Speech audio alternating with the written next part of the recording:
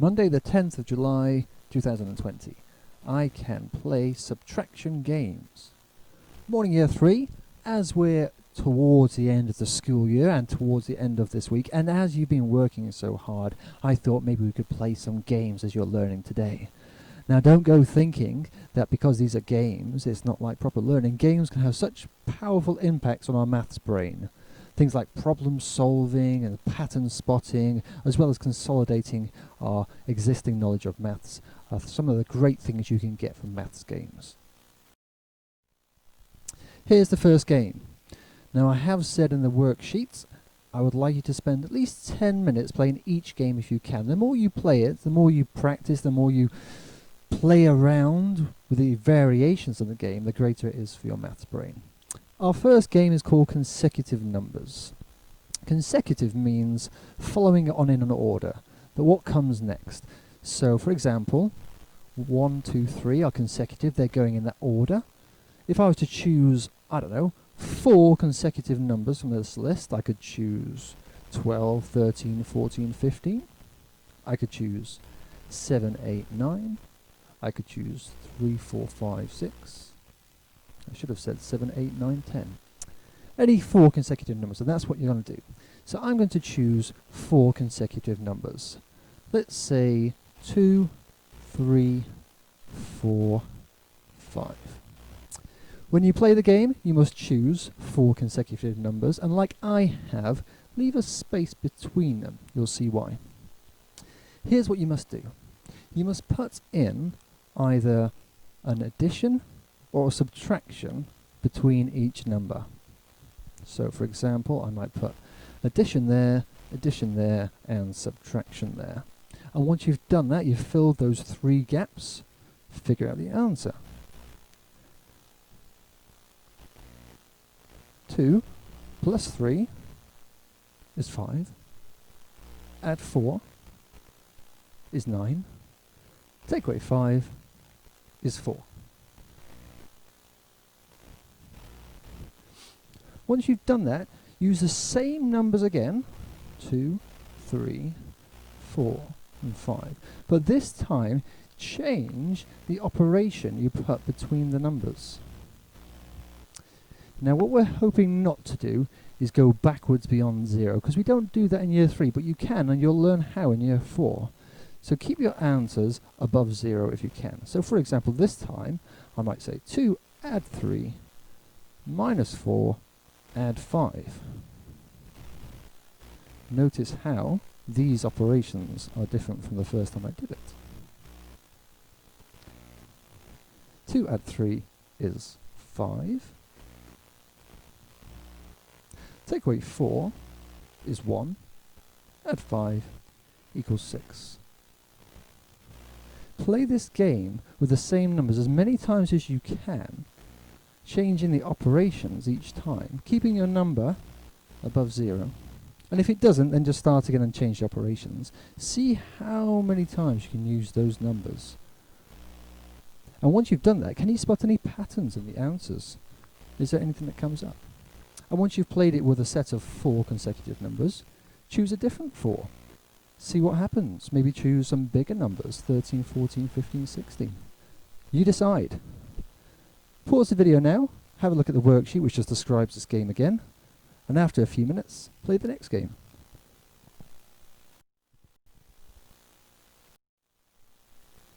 Game number 2 is called Subtraction Surprise. Pay attention to this because it can be a little bit complicated. Here's what you must do. You must choose a 3-digit number. For example, 3, 2, 1. But the number you choose, the hundreds digit must be bigger than the ones digit. This digit here must be bigger than that. Now, once you've chosen your number, I would like you underneath to flip it around, reverse it. So instead of 3, 2, 1, you're going to have 1, 2, 3. We're going to turn this into a column subtraction. For this game, I'm just going to draw 1 line underneath it. You'll see why. Normally we'd draw 2, but it'll become clear in a minute. Don't forget the subtraction symbol. 1 minus 3. I'm looking at the ones column. Don't forget, we always start with the ones column. We did column subtraction earlier this week. 1 take away 3 you cannot do. So you go next door. You take one of those 10s away, so that 2 becomes a 1. And that 10 goes there. So now we have 11 take away 3 is 11 in the head, count back 3, 8. Ooh, I'm missing my little 1 there. There we go. In the 10s column, I have 1 take away 2. Again, I cannot do this. So I'll go next door. I'll take one of those hundreds and I'll put it there. And now I've got 11 take away 2 is 9. And in the final column, the hundreds column, I've got 2 take away 1 is 1. Okay, you've done that. Now we're going to take this new 3-digit number, flip it around again. So 198 now becomes 891. This time you can draw 2 lines. And we're not going to do subtraction this time, we're going to do addition. So we'll put an add sign there. So the first time you play, you do subtraction. The second time you play, you do addition. Okie dokie. Looking at the ones column. 8 plus 1 is 9. Looking at the tens column, 9 plus 9 is 18. So we put the 8 there, and we put the 1 there. And in the last column, the hundreds column, we've got 1, add 8, and we mustn't forget to add on that 1 as well. 1089. Big numbers. Okay, that's it. Now, I'd like you to play again. I'd like you to choose a different 3-digit number to start with. Remember, it can be any 3-digit number. For example, 462. But, as I said at the start, the number in the hundreds column must be bigger than the number in the ones column.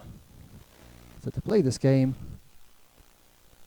I would flip that number, 462, into 264, draw a line, do the column subtraction before going on to the addition. What do you find once you've done it? Do it 2 times, do it 3 times, do it 4 times. What do you find? Game number 3. It's got a few different names, but I'm calling it 2 crosses and a circle. It's a 2-player game. If you've got a friend at home or a family member, ask them to play with you. When it's your turn, you have to put 2 crosses and then a circle. The first player can choose any 2 numbers they like. So I might choose 5 and 6. Those are my 2 crosses. Now you have a choice. You can either add them together, 5 at 6 equals 11, and you could put a circle around it, or you could find the difference between them.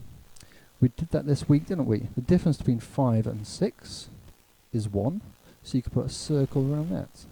I had 2 choices. I could have added them, or I could have found the difference between them. Let's say I found the difference between them. I put a circle around a number, that's my go over. It's now the next person's turn.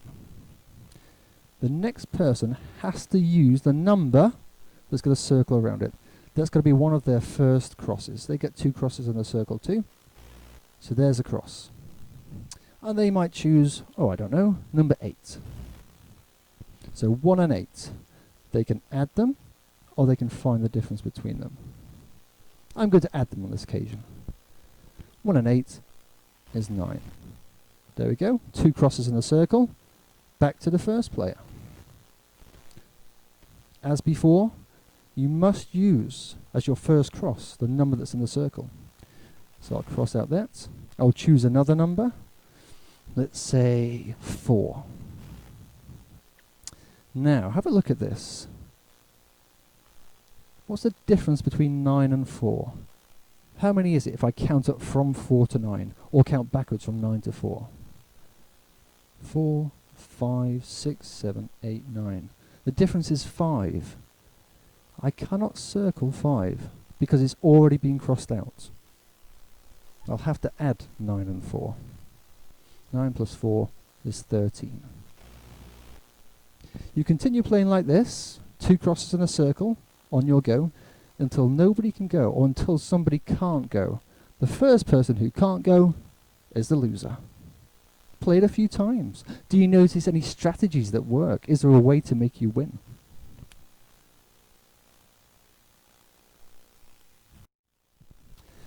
And the final game is called 15 Cards. I will simply leave the instructions up there, and they're on the activity sheet for today for you to read and have a go at. Thank you for all your hard work in maths this week. I believe it's Mrs. Tiernan who's planning some great maths games for you next week. I'll catch you soon.